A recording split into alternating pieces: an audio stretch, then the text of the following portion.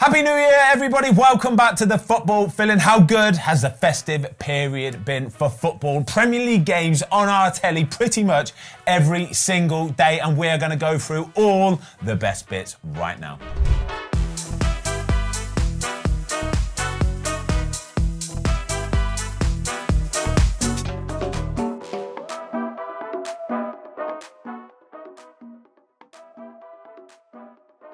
Right, Happy New Year, guys. Mark, Dave, I hope 2024 is a belter for you guys. We're going to start with Manchester United, Mark. Just ruin my year straight away. You're a little bit deflated today, you are. We've already done United Stand this morning, and Mark is a little bit deflated. I can sense it. I'm trying to G him up. I'm trying to give him a bit more energy. Yeah. Talk to me about the game yesterday, Nottingham Forest, a 2-1 loss from Manchester United. It was a bit rubbish, wasn't it? I'm tired of it. I'm actually getting to the point where I'm drained of it, because it's like, you just saw us against Villa. We played really well for 45 minutes. And then it's like, is this going to be the spark to get some consistency? And then they just never have it. And it was just, I think a lot of United fans will relate to it. You sit watching that Forest game, you can see, first 10 minutes, I was like, they're not at it. Yeah. You could tell they've not turned the tap on. They're not. I don't know why this happens, but they weren't at it. And then as the game went on, you just felt like West Ham the week before. At some point in the second half, Forest will break on us, the space will be there, and they'll score. And then United sort of go, oh shit, we're losing, get back to 1-1, bit lucky, and then you think there's only one team going to win this, and it ends up being Forest, because they go and break again. And it's just, I can't believe we've got such a collection of players on so much money, and all you've got to do is outfight them, and they don't know how to defend, and they don't know how to score. What is the big problem with Manchester United? Well, they keep losing. The stats are telling us they've lost 9 out of the first 20 games, which for a club that expects to be challenging, not only for the top 4, to be winning things. That's the Man United we've all grown up with from the Fergie era. I just think they're so disjointed. They don't look like they're going to certainly score lots of goals, but defensively... look, we talk about the goalie time after time after time. I'm a little bit fed up in terms of talking about it. I think we all come to the conclusion that, for me anyway, letting De Gea go were a massive mistake. But they're not getting the continuity in front of him with the 2 centre-halves. Obviously, Varane and Evans yesterday. But Forest looked a threat every time they broke at him. And when you're breaking with pace, attacking a back 4 that is disjointed, it's going to be tough for you. And as I said, I don't think the goalie fills me with confidence that he's going to make loads of saves for you. And when you're up against it, like United have been for season upon season, really, De Gea's kept him in the games and won him points. The goalie's not doing that now. But it's disjointed because there's no continuity from back to front or front to back.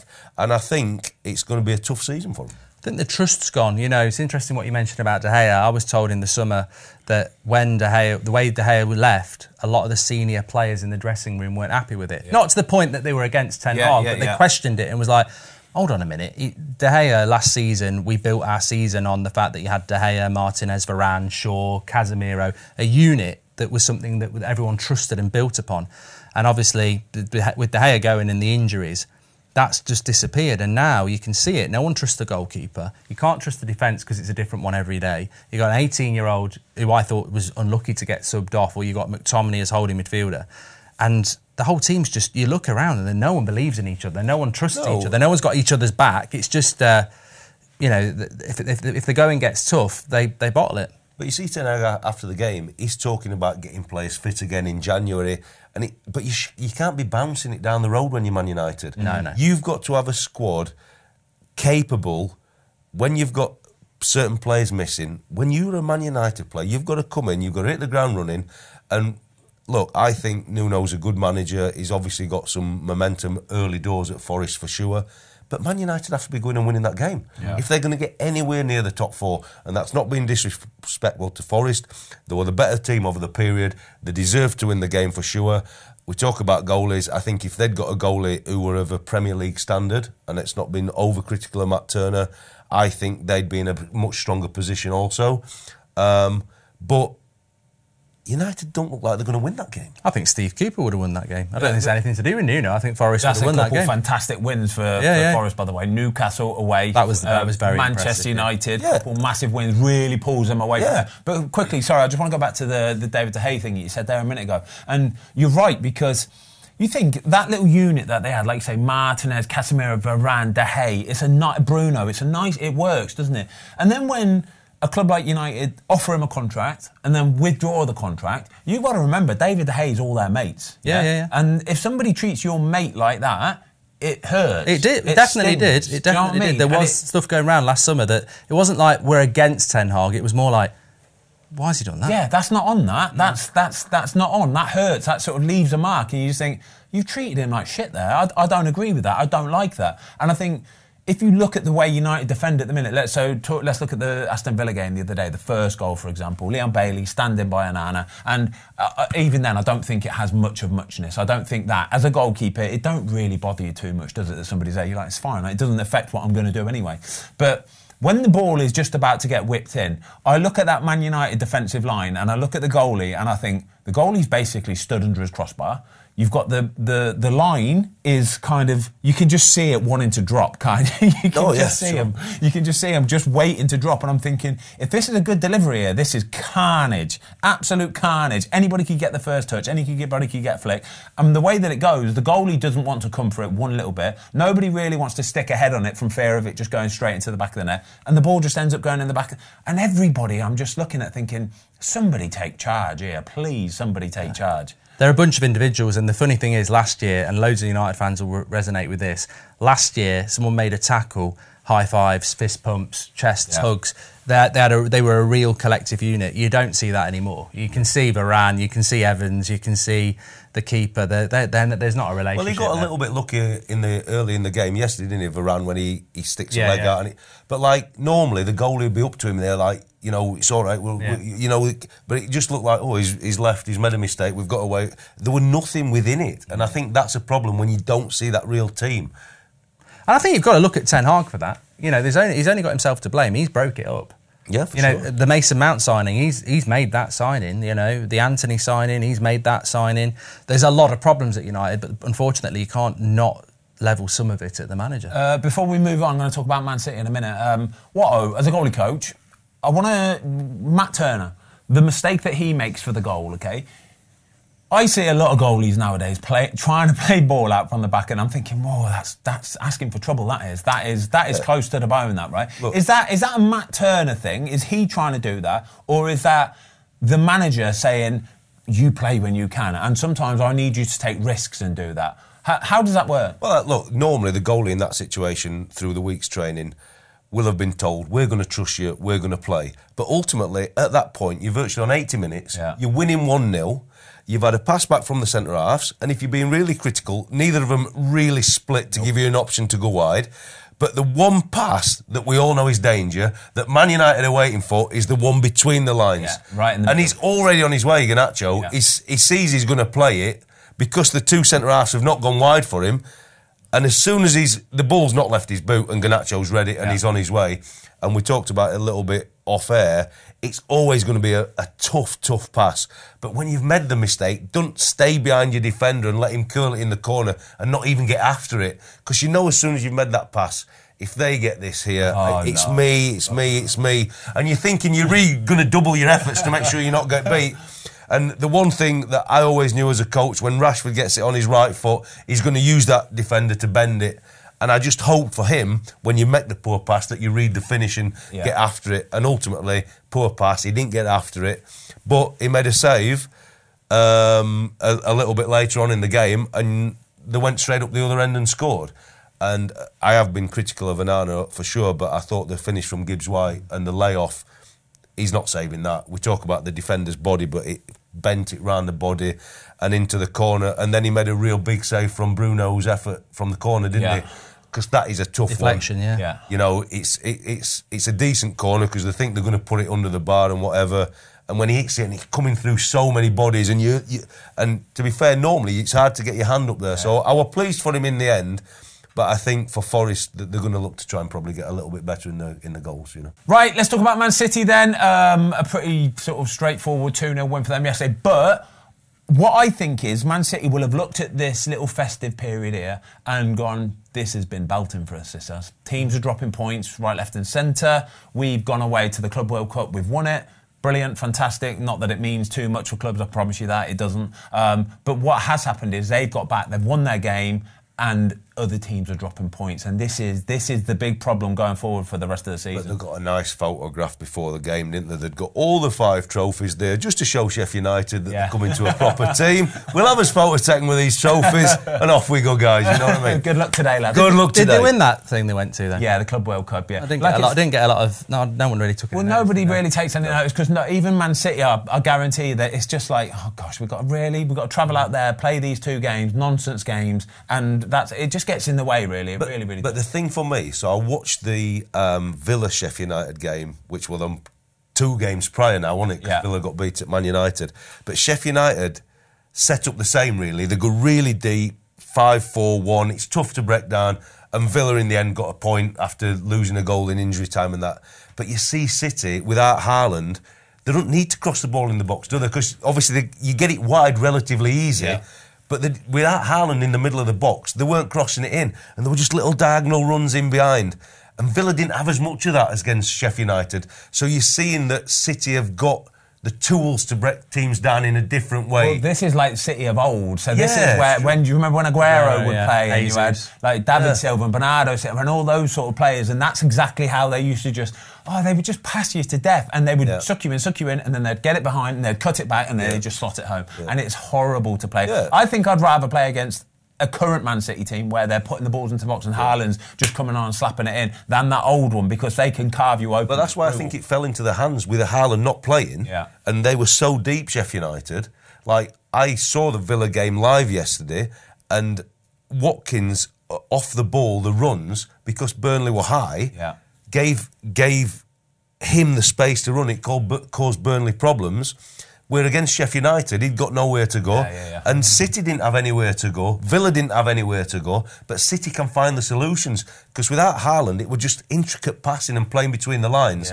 And on another day, I mean, Sheffield United really would be happy at 2-0. Oh, 2-0. You're walking away saying... Wes Foderingham, we've had a good day at the office for Sheffield United, Mark. He will have finished that game yesterday going 2-0. Thank goodness for that. That is genuinely, it's a result. It's a win, Especially when you're one of the teams in the bottom 3, like Sheffield United. You're coming away from that game and you're buzzing with a 2-0. And that sounds really bad to say, but I promise you, you could get done 6-7 so easily. Absolutely, but as manager for Sheffield as well, they had 2 moments, didn't they, in the game? The cross came across, and the centre forward got in front of Walker blocked it.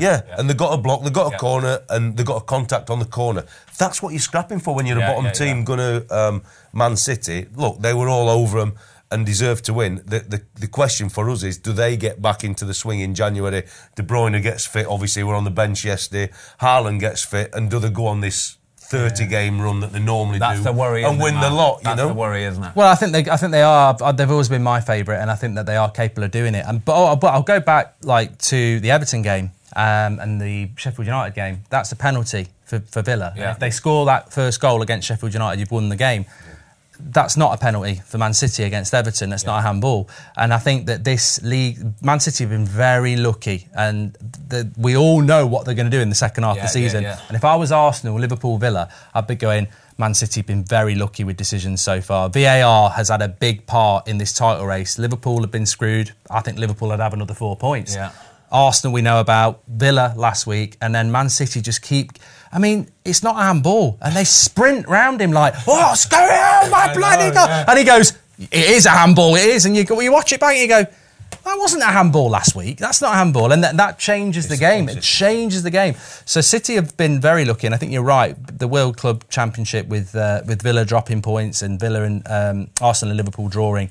You do worry about Man City. They're such a tough watch. I don't like watching them. They're just so relentless. Relentless. This was Foden's brilliant at the moment as well. This was the 3 o'clock kickoff yesterday afternoon, and I'm listening to the radio, and the commentator's he said he read some stat out towards the end of the game. He said Manchester City have had something like 790 passes, and it's a 95 or 96% success rate. There were 4 short of the entire record that they'd had against Swansea so many years ago. Yeah, that was if they'd have known that, they could have just gone and won it easy. Got a few more in there. And even he was saying, he says, and I know a lot of people will say it's boring and it's just predictable and you know what you're going to get. He says, but he said there's no team in the world that can do this. He said there isn't. He said they are so head and shoulders above everybody. And when you've got players like a Phil Foden who now it's like players like him come in and out of form. Jack Grealish will come into form when it matters most. Gundogan last year did it. Gundogan did it last year. Phil Foden now seems to be that sort of player where he's getting goals as well as assists as well, and his movement.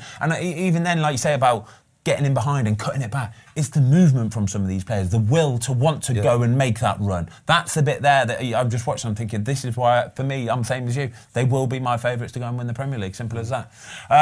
All right, you went to the Villa game yesterday, didn't you? Yep. You enjoyed it as well, didn't you? Really good game of football. I thought both teams were excellent. I was quite impressed with Burnley. Burnley played 4-4-2.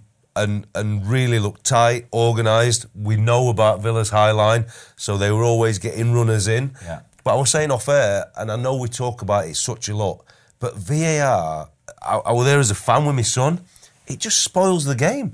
There were so many moments that the game just went dead for 3 or 4 minutes, and a goal's given, it's not given, Burnley get a red card, they go on a goal kick, flick on, try to play offside, Villa is in, scores, celebrate in the corner, but we have VAR for 4 minutes, and in the end, the Burnley fans are, it's a goal, thank you, it's 2 each. The moments are going for fans. And you talk about then decisions. In live time, I thought Stonewall penalty. Yeah. But when you watch it back, yes, he touches him at the bottom of his foot. Tiny flick. But it's a tiny flick. And is it ruining it? I don't know. But because you know... Yes, it is. I'll give you the answer to it. Yes, it is. But because you know they're going to put a still image on or a slow image and you can see him just flick him, it wouldn't knock anybody over. No chance. And it's going to be a penalty. And I thought Burnley were really, really, really unlucky to lose the game on a decision like that. And the moments didn't fall for them. I mean, Sanderberg, he gets booked on a second yellow. Well, I actually do blame Burnley on that. It's a throw in the middle of the field. He wants to let it run across him and have a switch, but it's such a pressing trigger for Louise. Yeah. And when you're on a yellow and the whole pitch is open if you don't get the switch, it were crazy. But his first yellow's soft, and it's actually on Villa's second goal. The ref don't need to book him. In fairness, though, David Luiz is a little rapid rat, and he's nicked the ball. And Sanderberg is big old youth, isn't he, kind of thing? And he's what's he trying to let it come across his body for and switch it then when you're on a yellow? I know. But I really enjoyed the game, and that's obviously the first time I'd seen Burnley live this year. And to be fair, whether it's because the tactics of the game suited them with Villa's high line, but they were always in the game. Yeah. But as I said on the previous bit, Watkins were incredible. But because he'd got somewhere to run, against Sheffield United, the last home game, when it were 1-1, they were so deep he'd got nowhere to run. But here, they had a decent line, Burnley, in terms of up the field, and he made run after run, but clever runs, getting in behind. And that's why we had all the VAR stuff, because...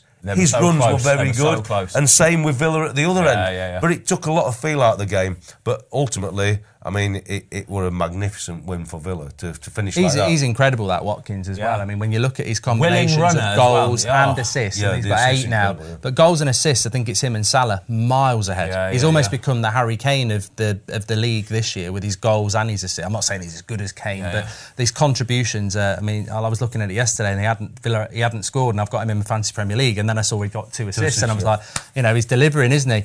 But no, I think Villa, having seen them a lot over Christmas, fantastic at home, crap away. Yeah. And that really bad away. Like Brentford, they would have lost if me hadn't got that red card. Then United, they were dreadful, really. Yeah. The high line away from home's a problem, as we've seen it when they've played Liverpool and Newcastle. But at home, they're great. And I don't know... I mean, Emery's done such a good job, but is there a tactical tweak away from home just to grind a few wins out? Because at home, they'll get top 4, but I've seen them away and I go, oh, God, it's like a Jekyll and Hyde. It's asking for trouble, isn't it? Yeah, sure. I think when you're away at United and you're 2-0 up at half-time, I think you have to tweak it a little bit there, don't you? I think there's a way of playing football to say we're going to stick to this religiously, yeah? But then... Well, the warning was there 10 minutes before. Exactly. We were doing it 10 minutes before half-time. We've spoken about it before on this show. Like, they've scored against United 2 set plays. Yeah. So the game itself has been dictated in the first half on 2 set plays. And obviously United be really poor at both actions. But you come in at half-time and you're buzzing. But as a coach, it's such a dangerous score. Yeah, sure. Because you're feeling it, and you know if they get one, the momentum's coming against you. And you know that you're really pleased, because I think Villa are very, very good at attacking set plays for sure.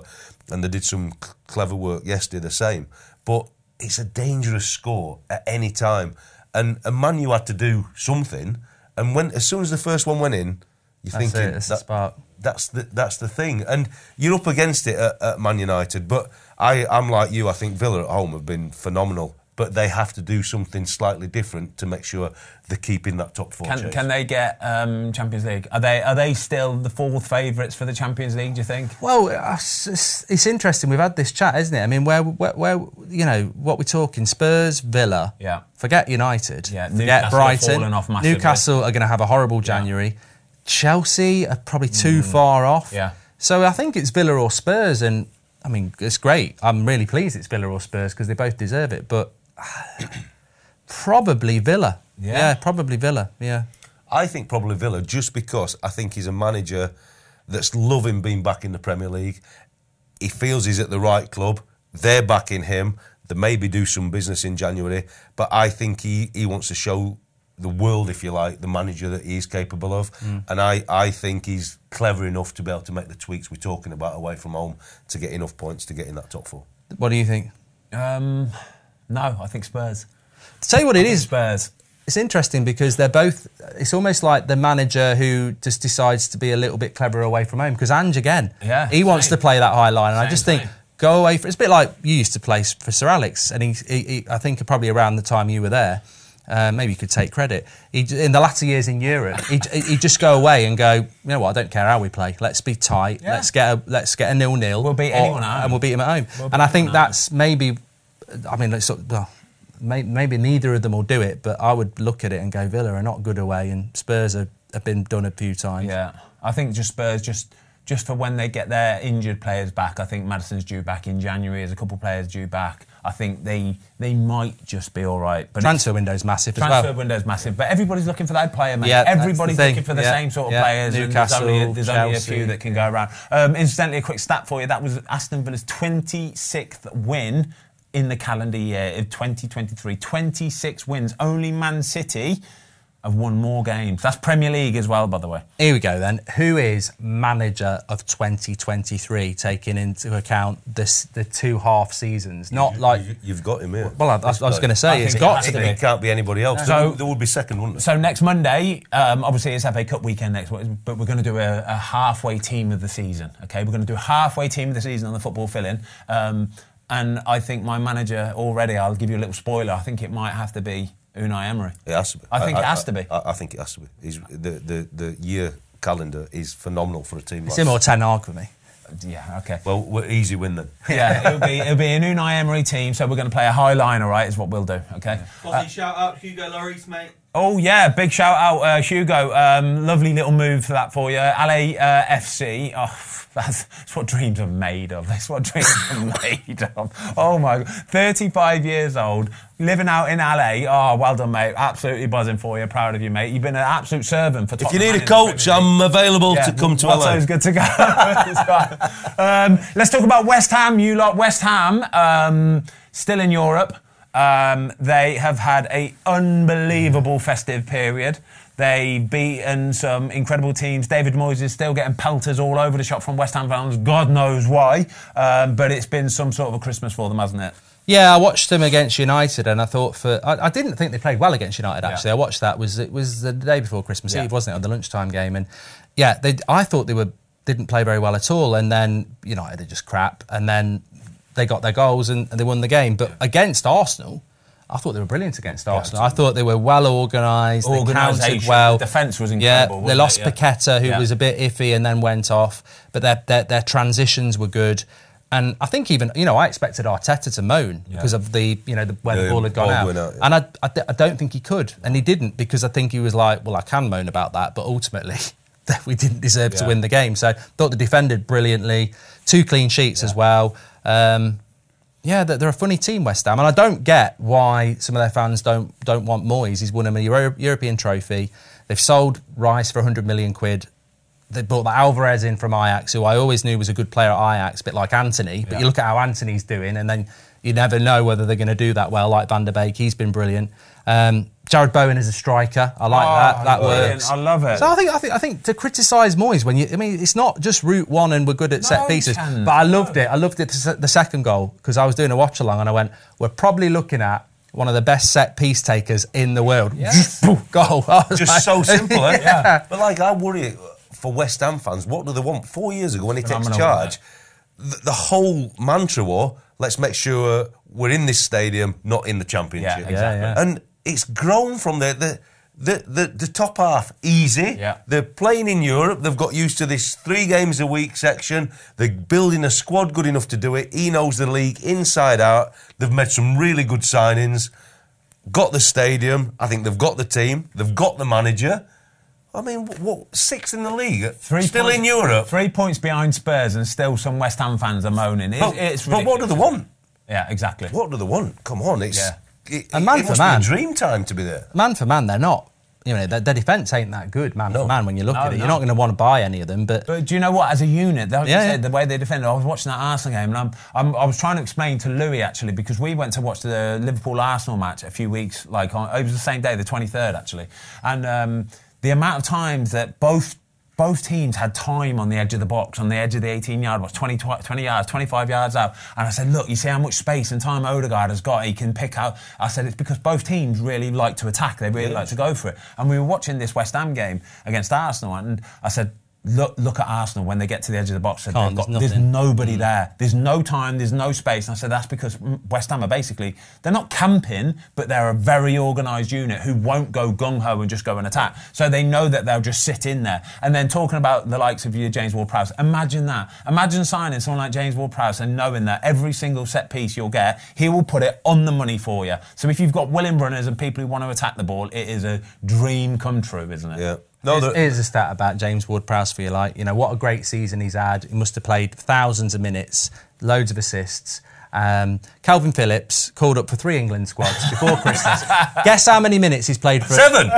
89 minutes for Man City. 89 Premier League minutes. No, absolutely, my God. Anyway, West Ham and all you fans out there as well, get behind David Moyes. He's the man, honestly. He's the man. They're not going to challenge for top 4, though, are they? I wouldn't have thought so. I wouldn't have thought so. They're the sort of team who can go on a 2 or 3 winning game run but then lose 2 or 3 at the same time, sort of thing. But they'll be fine. I'd assess them to get in the top spots for a European campaign next year. Yeah, whether they win it or not. I'd say top 10 this season is easy for them. Is going to be watch out for Wolves. achievable. I mean, I know we're not going to talk about Wolves, but bloody hell. We can talk about Well, if Wolves. they've not had the points off Exactly. bad VAR, they might be in the top 4. They'll be top. Well, Tom, you're a big Wolves fan. How happy were you being a Wolves fan at the minute?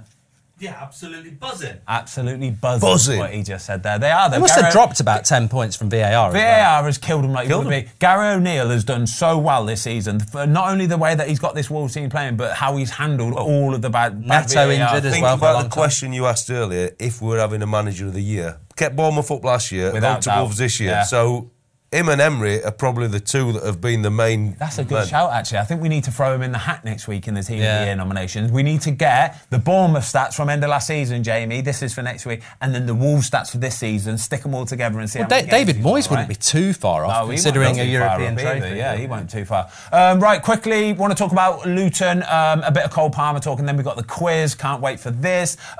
Luton. Home form is going to be important for them. The game against Chelsea yesterday, it was a funny one. Obviously, 3-0 down, you're thinking this could be a whitewash here. But fair play to them. They stuck to it, didn't they? They kept going, and they could have actually nicked something in the end, couldn't they? Well, the way they played at 3-0, you think it's finished. Yeah. But I think because they're always, especially at home, trying to be on the front foot, get the ball wide, get the cross in the box, Chelsea, in the end, didn't like it, did they? I mean, they hit the bar twice, didn't they? Yeah. The goalies made a couple of good saves.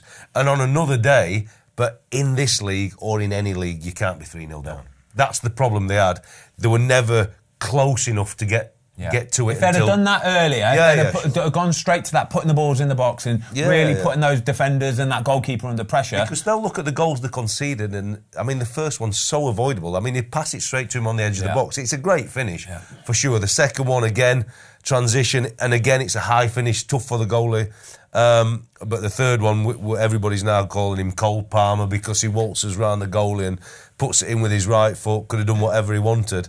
But they're real poor goals for a team like Luton to concede at home.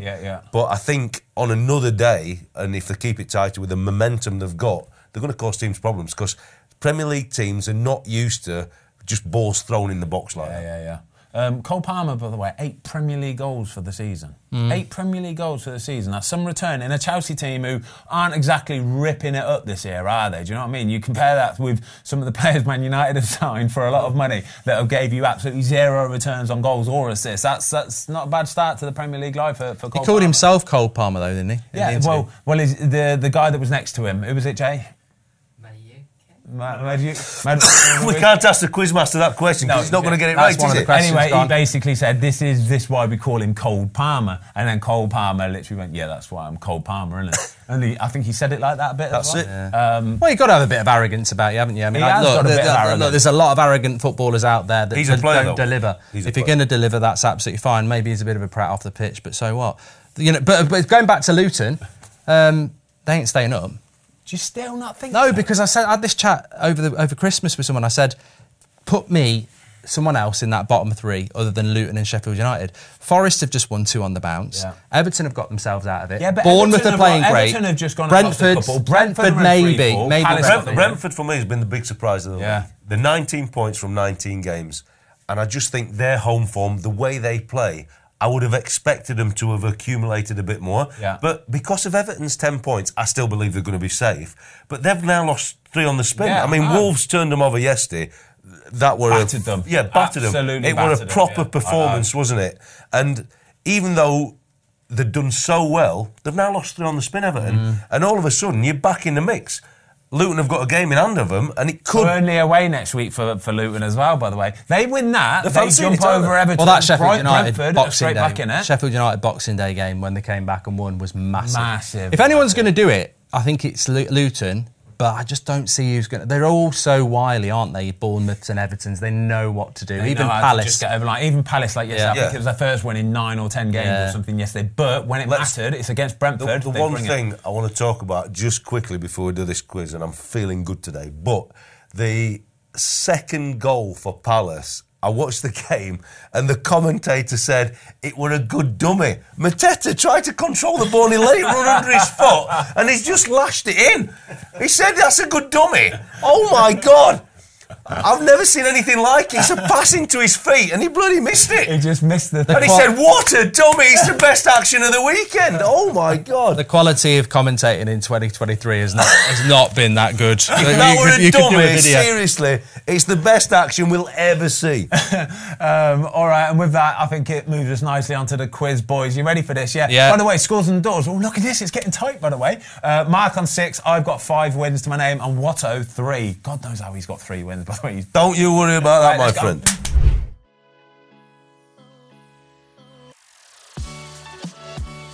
Right, Jamie, let's kick 2024 off with a world-class quiz, please, my friend. We good to go? We are ready to go. 10 questions on the doors. Let's go. Ready? Yeah.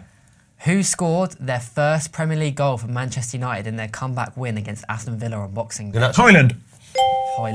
Correct answer.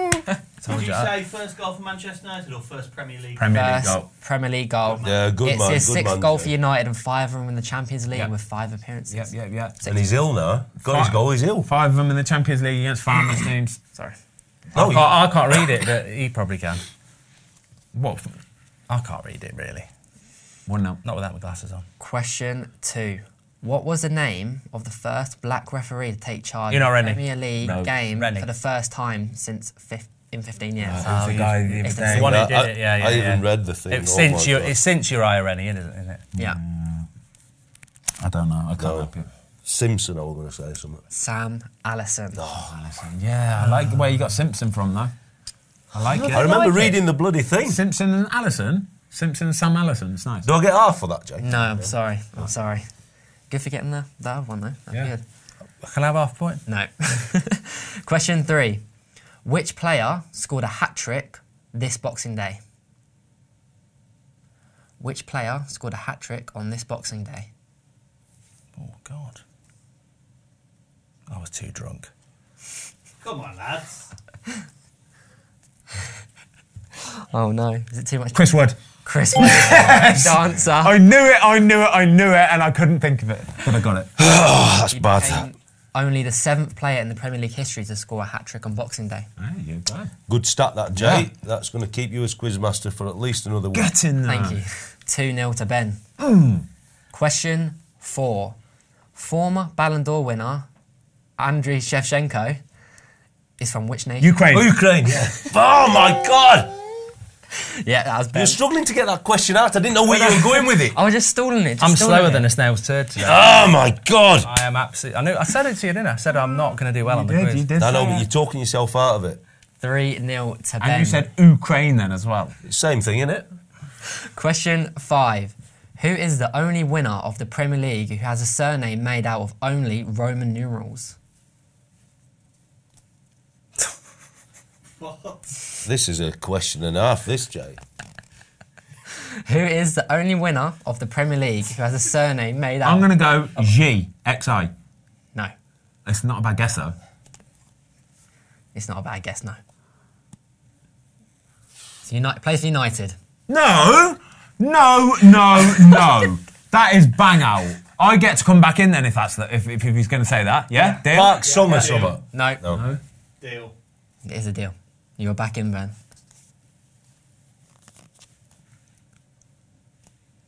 5, 4. This is completely. I can't wait to see the answer. I to be honest with you. This is. I think you're laughing because you know it's a duffer. This threw me from like the. This is going to piss me right off. David De Gea, it's not him. Vidic. V is 5, I is 1, D is 500, C is 100. Vidic. Never would have got that. Really good question. Well, I ain't so sure, but we'll go with it. You got that at home, well done. Sorry, guys. There'll be some right geeks going, I knew that one. Who played FIFA? Fucking hell, I was never going to get that. It's 2025, I'd still be trying to get that. I love it, Jay. Hardest question of the year? Yeah. For sure. Question 6.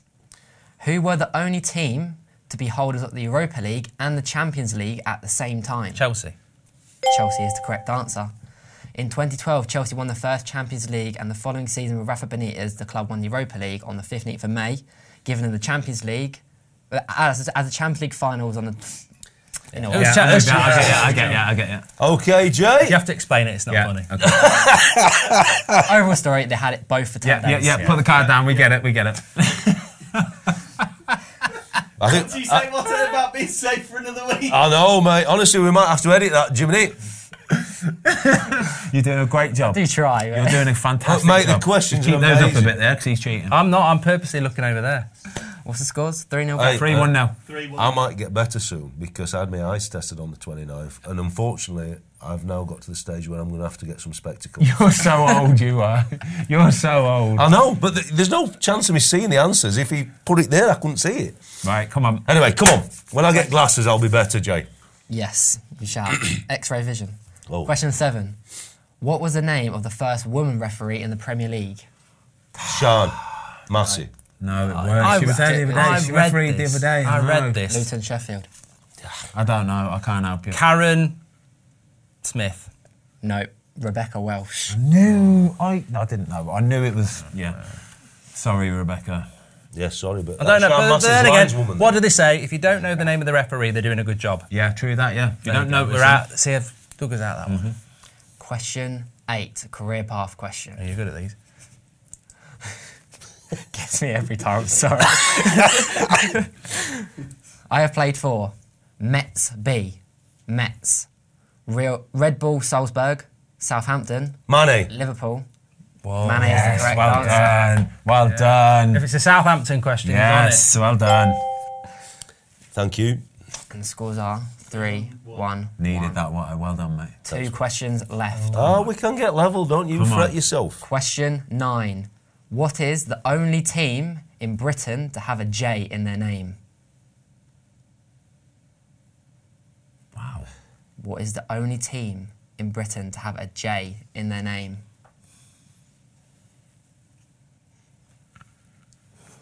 There's the name I want to say, and I know it's not because it starts with a G. I'll give you a clue. No! Ben Johnson. That's Come on! All I had in my head was Gillingham. Gillingham. And I was like, it's not Gillingham. Oh my gosh! What? I was on my toes. Right, I've sort of got to stay quiet here and hope that No, Yeah, that's you've it, got mate, to play that's- by the rules. No. If you know the answer, know the I answer. can't do it. Hey, there are no rules. If you can try and shaft Ben, Mark, try and shaft. Shaft him hard. I'm going to say half. Just how he I'm going to likes say, it. listen, if I know it, and I'll go, if it's like Chelsea, I'll go, ch. And then you go, Chelsea. This is ridiculous. Yeah. Or Gillingham. Yeah. Gillingham. Question 10. What is the name of Bayern Munich Stadium? Alliance Arena. Yes! And I knew that one. The comeback. I knew that. See how excited he was for me? Hey? He's been loving you. He said the Alliance Arena. It's Allianz. Where's the line? Stop all Where's the line? bollocks, right? Where's the I'm sweating now, pal. Hey? Tiebreaker. Alliance Arena. But as the We'll third spell it if you want. as the third party, I'm happy with Alliance because obviously The answer's correct, isn't it? Yeah. That is correct. Tiebreaker. Billy Big Bollocks from 3 up, eh? It's a bit like Chelsea yesterday. Luton have come back on your coattails, buddy. Yeah, and they fell short as well, and that's what you're going to do as well. St 3-2. Johnson's really upset you. Really good answer, that. I like it. Right, I'm sitting up right now. I know you've got your shoulders. I'm out of the fucking set here. Yeah. Don't let him bully you. What? No, I know. Final question. Tiebreaker. Who scored the winning goal in the 2014 World Cup final? No. You were both there, weren't you? Who scored? There's Otto. No. He's got it right. It's Germany won it though, didn't they? Why? That's so bad. That's so bad. That is. Oh my God. yeah. No, don't look around. No cheating. They scored. I my don't know. God, the I can score. see- All I can think of is the. Did you? No, the Brazil game. That's all. I can't remember the final. 8-0. Yeah. It wasn't 8, it was 7. 7. Watto won't get this. No, I ain't got it. It's Götze summer. Mario Götze. Oh my God, it's a Luton fight back. Come on. No, come on, look at me. This is a disgrace. It's not a disgrace. I deserve it for getting St Johnson to get to that got it on a stage. guess. Come on. Got you on a guess. Götze. With the help of Mark, maybe with that tiebreaker. Don't worry about it. I could have had half earlier, couldn't I, in the day? You could have. Jay, have I won it? You have all. Yes! Come on, mate. What a new year it's going to absolute be. disgrace, Come isn't on. Can't believe it. I cannot believe it. You were too cocky early in the day, mate. Hey, get the scores changed. 4 for Watto. Come on. The first winner 2024. Yeah? Right, the new scores on the doors are 6 for Mark, 5 for me, and 4 for Wide. What a disgrace of a quiz. What this a week. fight back. Luton, you've got a chance this year. Come on. I hope you've all enjoyed the show. Happy New Year to everybody. I hope you've had a wicked Christmas. Jamie, questions were shambles this week. What do you mean? Shambles. Sacked in the new year, Jay, eh? See you next week, you lot. Team of the year. Halfway team of the year next year. Next week, sorry. I'll see you next week. Bye-bye. It is technically next year.